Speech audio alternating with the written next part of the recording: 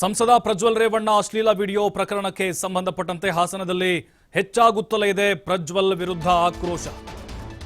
ಸಾಕಷ್ಟು ಪ್ರತಿಭಟನೆಗಳು ಈ ಹಿಂದೆ ನಡೆದಿದ್ವು. ಪ್ರಜ್ವಲ್ ನಾಪತ್ತೆಯಾಗಿ 1 ತಿಂಗಳಾಯ್ತೀಗ.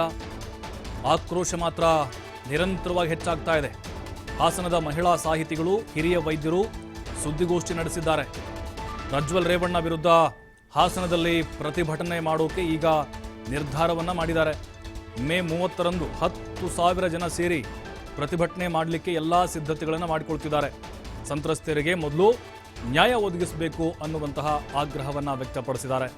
ಕೆಲ ಸಂತ್ರಸ್ತೆಯರು ನಮ್ಮ ಸಂಪರ್ಕದಲ್ಲಿದ್ದಾರೆ, ಅವರ ಬೆಂಬಲಕ್ಕೆ ನಾವಿದ್ದೇವೆ ಅನ್ನುವಂತಹ ಸಂದೇಶವನ್ನ ಕೊಡ್ತಾ ಇದ್ದಾರೆ. ಯಾರೂ ಧೈರ್ಯಗೆಡಬಾರ್ದು. ಈಗ ಮಹಿಳಾ ಸಾಹಿತಿಗಳು ಅಭಯವನ್ನ ಕೊಟ್ಟಿದ್ದಾರೆ. ಯಾರ್ಯಾರೆಲ್ಲ ಸಂತ್ರಸ್ತರಿದ್ದಾರಲ್ವಾ ಅವರಿಗೆ 30ರಂದು ದೊಡ್ಡ ಮಟ್ಟದ ಪ್ರತಿಭಟನೆ ಮಾಡ್ತೀವಿ ಅಂತ ಹೇಳಿದ್ದಾರೆ. ಪೋಸ್ಟರ್ನ್ನು ಕೂಡ ರಿಲೀಸ್ ಮಾಡಿದ್ರು ಇವತ್ತು ಹಾಸನದಲ್ಲಿ ಸುದ್ದಿಗೋಷ್ಠಿ ನಡೆಸುವ ಮೂಲಕ. ಮಹಿಳಾ ಸಾಹಿತಿಗಳು ಮತ್ತು ವೈದ್ಯರು 10,000 ಮಹಿಳೆಯರು ಅವತ್ತು ಬೀದಿಗಿಳಿಯಲಿದ್ದಾರೆ. ಸಹಕಾರ ಈಗ ಬೇಕು.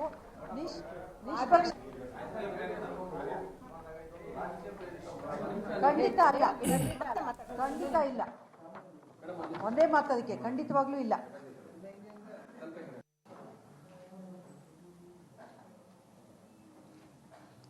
ನಾವಿಲ್ಲಿ ಬಂದಿರುವುದು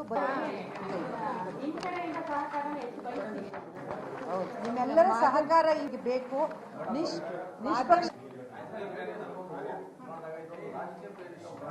ಖಂಡಿತ ಅಲ್ಲ, ಖಂಡಿತ ಇಲ್ಲ. ಒಂದೇ ಮಾತದಕ್ಕೆ ಖಂಡಿತವಾಗ್ಲೂ ಇಲ್ಲ.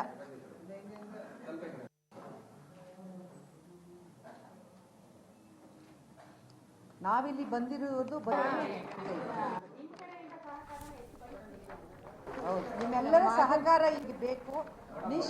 ನಿಷ್ಪಕ್ಷ ಈ ಕುರಿತಂತೆ ನಮ್ಮ ಪ್ರತಿನಿಧಿ ಪ್ರಕಾಶ್ ಸಾಹಿತಿಗಳು ಮತ್ತು ವೈದ್ಯರೊಂದಿಗೆ ಒಂದು ಚಿಟ್ಚಾಟ್ ಮಾಡಿದ್ದಾರೆ, ನೋಡೋಣ. ಪ್ರಜ್ವಲ್ ರೇವಣ್ಣ ಅಶ್ಲೀಲ ವಿಡಿಯೋ ಎನ್ನಲಾದ ಪ್ರಕರಣಕ್ಕೆ ಹಾಸನದಲ್ಲಿ 30ನೇ ತಾರೀಕು ಅಂದರೆ ಸಾಕಷ್ಟು ಪ್ರತಿಭಟನೆ ನಡೆಯುವಂತಹ ಎಲ್ಲ ಸಾಧ್ಯತೆಗಳು ಕೂಡ ಈಗಾಗಲೇ ಹೆಚ್ಚಾಗಿರುವಂಥದ್ದು. ಹಾಗಾಗಿ ಇವತ್ತು ಸಾಹಿತಿಗಳು ಜೊತೆಗೆ ಮಹಿಳಾ ಪರ ಸಂಘಟನೆಗಳು ಇವತ್ತು ಸುದ್ದಿಗೋಷ್ಠಿಯನ್ನು ಕೂಡ ಮಾಡಿರುವಂಥದ್ದು.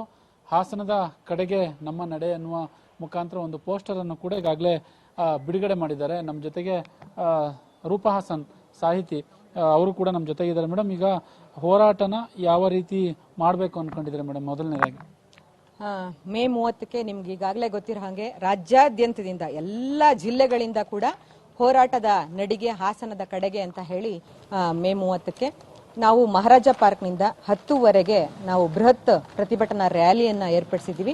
ರ್ಯಾಲಿ ಮುಖಾಂತರ ನಾವು ಬಂದು ಡಿಸಿ ಆಫೀಸ್ ಹಿಂಭಾಗದಲ್ಲಿ ಇರುವಂತಹ ರಸ್ತೆಯಲ್ಲಿ ಬಹಿರಂಗ ಸಭೆಯನ್ನ ನಾವು ಏರ್ಪಡಿಸಿಕೊಂಡಿದ್ದೀವಿ.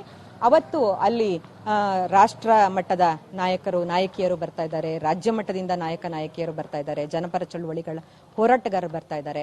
ಅವರೆಲ್ಲರ ಮಾತುಗಳನ್ನ ಕೇಳೋದ್ರ ಮೂಲಕ ಅವತ್ತು ಮಧ್ಯಾಹ್ನದ ತನಕ ಕೂಡ ಈ ಕಾರ್ಯಕ್ರಮ ಇರುತ್ತೆ.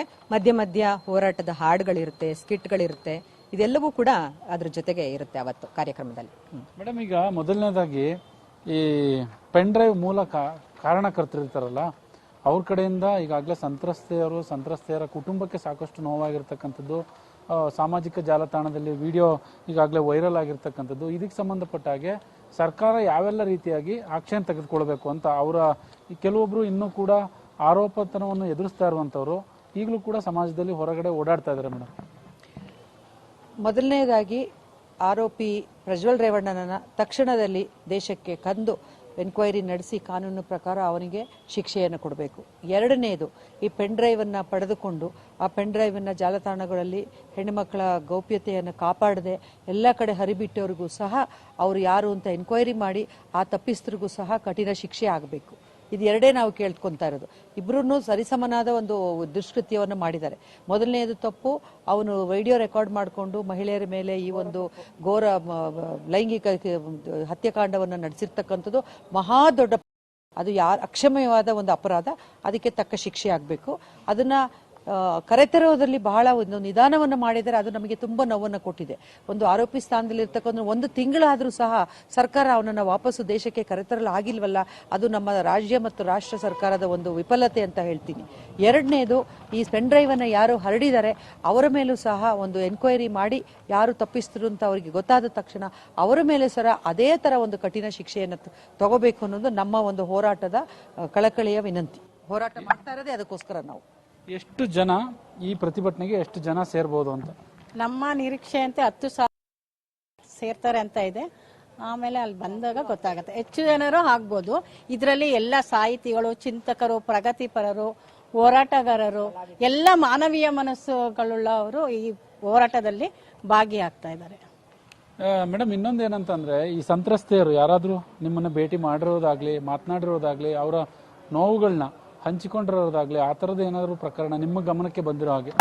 ಎಲ್ಲರನ್ನೂ ಅವರು ಮಾತಾಡಿಸಿದ್ದಾರೆ. ಯಾಕೆಂದರೆ ಎಲ್ಲರೂ ಸ್ನೇಹಿತರು ಇರ್ತಾರೆ, ಮತ್ತು ಸಂಘಟಕರಾಗಿರೋದ್ರಿಂದ ಒಬ್ರಿಗೆ ಪರಿಚಯ ಒಬ್ರು ಇರೋದ್ರಿಂದ ಅವರು ಮಾತಾಡಿರೋದು ಇದೆ ಎಲ್ಲರ ಹತ್ರನೂ. ಒಬ್ಬರು ಇಬ್ಬರು ಅಂತಲ್ಲ, ಎಲ್ಲರನ್ನೂ ಅವ್ರು ಮಾತಾಡಿಸಿದ್ದಾರೆ, ಅವ್ರ ನೋವನ್ನು ಹೇಳ್ಕೊಂಡಿದ್ದಾರೆ, ಬೇಜಾರನ್ನು ವ್ಯಕ್ತಪಡಿಸಿದ್ದಾರೆ. ಬೆಂಬಲಗಳು ನಾವು ಕೊಟ್ಟಿದ್ದೀವಿ, ಮಾನಸಿಕ ಸ್ಥೈರ್ಯ ಕೊಟ್ಟಿದ್ದೀವಿ. ಇದು ಒಟ್ಟಾರೆ ಇಲ್ಲಿನ ಮಹಿಳಾ ಸಂಘಟನೆಯವರು, ಸಾಹಿತಿಗಳು, ಹಿರಿಯ ವೈದ್ಯರು ಕೂಡ ಈಗಾಗಲೇ ಹೇಳುವಂತ ಮಾತು. ಮೊದಲು ಪ್ರಜ್ವಲ್ ರೇವಣ್ಣ ಆತನನ್ನ ಬಂಧಿಸಬೇಕು, ನಂತರದಲ್ಲಿ ಈ ಪೆನ್ ಡ್ರೈವ್ ಹಂಚಿಕೆ ಏನಿತ್ತು ಅವ್ರ ಮೇಲೂ ಕೂಡ ಸಾಕಷ್ಟು ಕ್ರಮವನ್ನು ಕೈಗೊಳ್ಳಬೇಕು ಅನ್ನುವ ಒತ್ತಾಯವನ್ನು ಮಾಡ್ತಾ ಇರುವಂಥದ್ದು. ಜೊತೆಗೆ ಮೇ 30ನೇ ತಾರೀಕು ಅತಿ ದೊಡ್ಡ ಏನು ಜನಸಂಖ್ಯೆಯನ್ನು ಸೇರಿಸಿ ನಾವು ಹಾಸನದಲ್ಲಿ ಈ ವಿಚಾರಕ್ಕೆ ಸಂಬಂಧಪಟ್ಟ ಹಾಗೆ ಪ್ರತಿಭಟನೆಯನ್ನು ಕೂಡ ಹಮ್ಮಿಕೊಳ್ತೀವಿ ಅನ್ನುವ ಮಾಹಿತಿಯನ್ನು ಹಂಚಿಕೊಂಡಿರುವಂಥದ್ದು. ಕ್ಯಾಮ್ರಾ ಪರ್ಸನ್ ಕಿಶೋರ್ ಜೊತೆ ಪ್ರಕಾಶ್, TV5 ಹಾಸನ.